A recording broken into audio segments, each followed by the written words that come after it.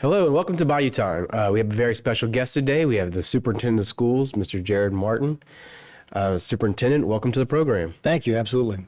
Great to have you on. I think we can get started. We're getting towards the end of the first half of the school year. Christmas break is coming up. That's right. It's a good time to kind of assess where we are as a school system. Everything in Terrebonne and Lafourche these days are being judged about where we are after Hurricane Ida. 100%. What kind of progress have we made? So from your bird's eye view as a superintendent of Lafourche, what are we looking at here? Well, we've made a lot of progress, but the truth is we still have a long way to go. I think we're still going to be probably looking at hurricane recovery for the next 2 years. And I always start in the very southern part of the parish and kind of work my way north, speaking of Lafourche Parish. And so South Lafourche High School was probably our largest dollar amount in terms of damage building. Thankfully, South Lafourche High School is back up and running at 100% capacity. The part of South Lafourche that's still under repair is the auditorium. It will be back up in operation this spring, though, and we're very happy about that. And there's two small buildings, a JROTC building and a cheer building in back of the school that are about to be demolished and rebuilt soon. Not as fortunate is the Golden Meadow Middle site. Our kids have not been back there for 2 years now, and we are hopeful that in the next couple of months, FEMA green lights the Governor's Office of Homeland Security to allow us to demolish and begin the rebuild of that school. We are seeking permission to demolish the two-story section behind Golden Meadow Middle School soon. The question remains, will FEMA allow us to build back the method that we have planned now? As you are aware, as your time in the legislature, FEMA can sometimes be difficult and a little particular about how you build back. And right now, our current plan is to build back a new school elevated. And there may be a least cost option, which would have been building a levee around the existing infrastructure. And we do not want that option. We don't think it makes a lot of sense. And then the same exact problem at Golden Meadow Middle School is what is keeping us from making progress at Bayou Buff Elementary School out in Kramer. Those kids in what would be Bayou Buff Elementary School in Kramer are now at the new Bayou Buff Elementary home in Chack Bay, which is the old Chack Bay Elementary School. They've been there since Hurricane Ida because their building flooded. And so the same time frame for that school, we're looking at the next couple of months. The next 60 days will be critical in terms of getting information from FEMA through GOSEP in terms of what we're able to do. So those three sites were by far the most impacted, and Golden Meadow Middle School and Bayou Buff Elementary are still some real question marks in terms of what FEMA will cover. You bring a very interesting point. I hear it out in the community a lot. People be talking about FEMA and, what goes along with it. And a lot of them think FEMA is like this blank check that's going to rebuild your entire community, whatever you do. And that people involved in the public want FEMA's involvement. And actually, it's quite the opposite. I mean, I think we all have good feelings that FEMA will come through. It's just a matter of when and how much paperwork and how difficult they're going to make it on you before they actually do step at the plate.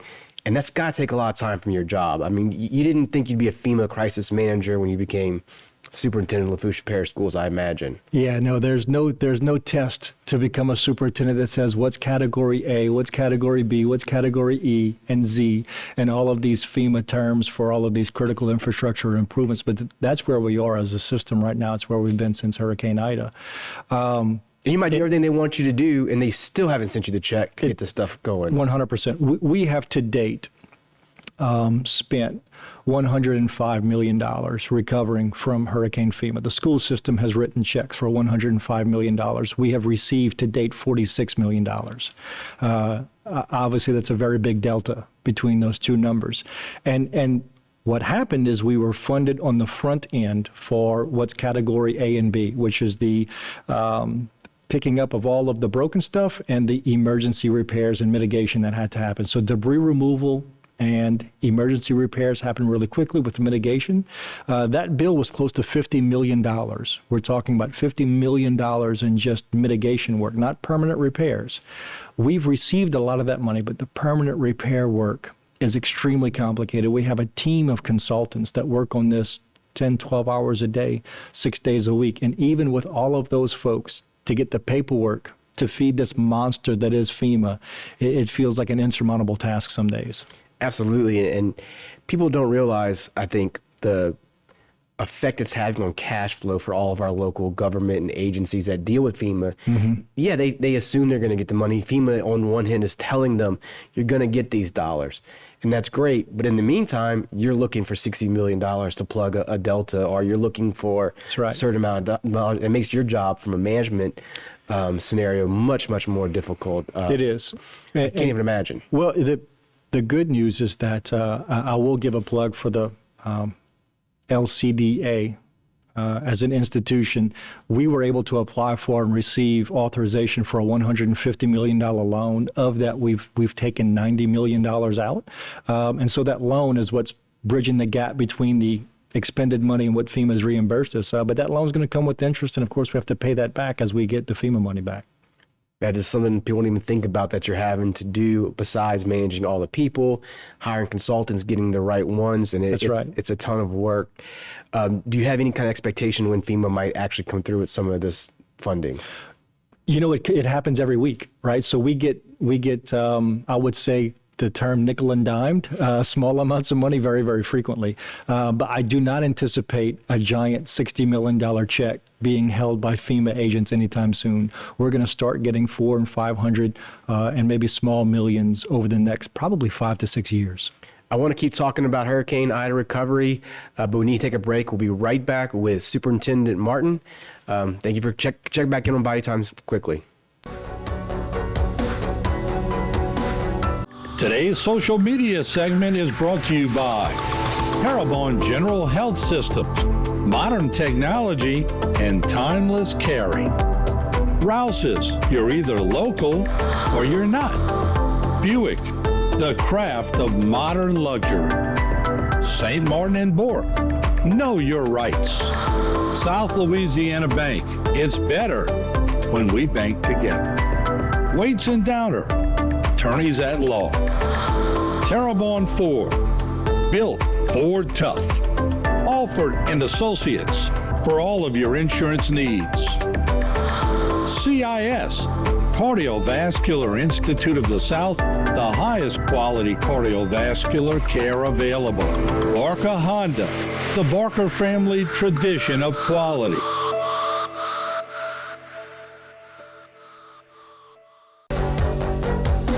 All right, welcome back to Bayou Time with our guest, Superintendent Jared Martin. We're talking about FEMA and Hurricane Ida recovery. We've kind of talked about the buildings, but I think there's a part of the story, especially in the school system. What about the people? Are students back? Are teachers back? Is everybody great question. back? And the answer is yes. What is remarkable, considering the amount of damage that we all saw through Hurricane Ida, is that our student population remained rather static. We did have some shift from the South Lafourche region up to Thibodaux, and Thibodaux seems to be an area that's increasing in population every day. There are a lot of housing developments in that area, and so it's increasing. But as a whole, Lafourche Parish's student population has remained whole.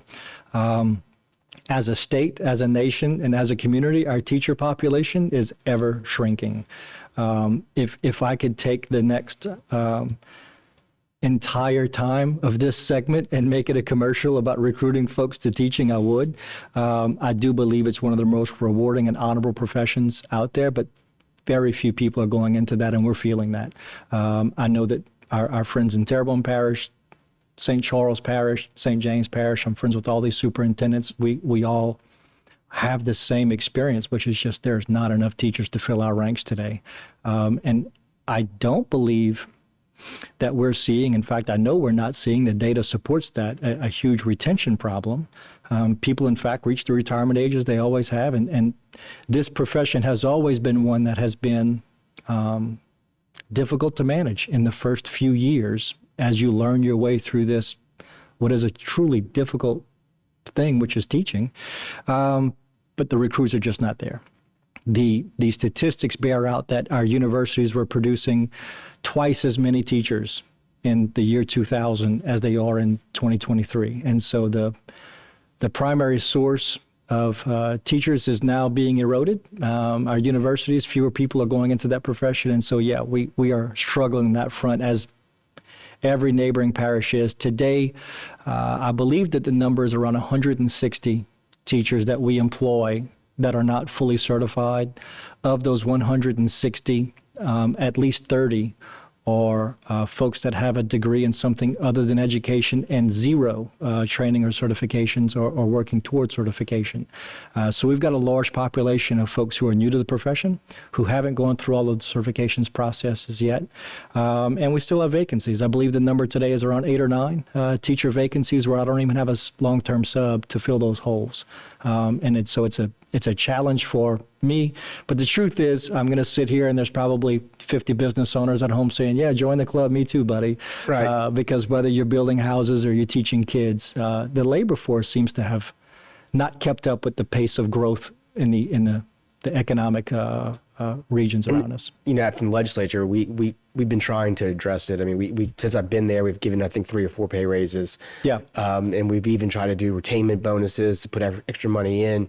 Have you seen an improvement with it, or is it really hasn't affected yet? You know, I would tell you that I don't think it hasn't affected yet. It hasn't hurt, for sure. I think it would have been a worse problem. So it's hard to say that it hasn't helped when we don't know what the result would have been having done nothing. I do believe that it could be worse had the legislature not done anything. And so, but I have not seen a sharp increase in applicants. And what strikes me is that we are surrounded, this area, by the highest paying school districts, not only in Louisiana, but in the South. So when you look at the teacher pay of some of the river parishes that have these economic advantages based on the wealth of these plants and the property taxes that they generate, it's very difficult to compete with them. And so that has an impact on us. And it's not hard for somebody to live in Lafourche and drive to St. Charles or St. James Parish along the river. If you somehow come across a break in Highway 90 right at the parish line, mm-hmm. I may have done it because that's what's happening, right? It's very easy to live in Lafourche Parish, raise your kids in Lafourche Parish, send your kids to Lafourche Parish schools and drive 20 minutes to the east, and it used to be to the west as well, but we did some things in Lafourche Parish to get a tax passed, absent even the state raises, to increase teacher pay, but it's still not enough to keep on par with the river parishes and just the comparatively much higher salary that they can pay. Yeah, it's a problem, and I think we need to start from the state perspective, start really focusing on our neighbor states, because you hear this talk about the Southern average, but I tell people all the time, Maryland's included in the Southern average. That's not really giving you a scale, and I think Maryland pays its teachers like second highest in the nation overall. Right. So that's pulling it that way. And then we, as a state, we kind of keep running into problems of we raise our pay, then Mississippi says, well, look, Louisiana just raised their pay. That's right. And so we're constantly playing this chasing game with other states. I think it's going to take a big move from the state, to be honest with you, Superintendent, to really set us up, to give us some space. But to do that takes taxes, and that's not proved very popular these days. No, I agree. I think that I used the term nickel and diming with FEMA earlier. I would say that if as a state, and I would argue as a nation, we don't put public education on par with reaching Mars, as the next big thing that America needs to do, that we're going to lose pace as a nation because this teacher shortage is real.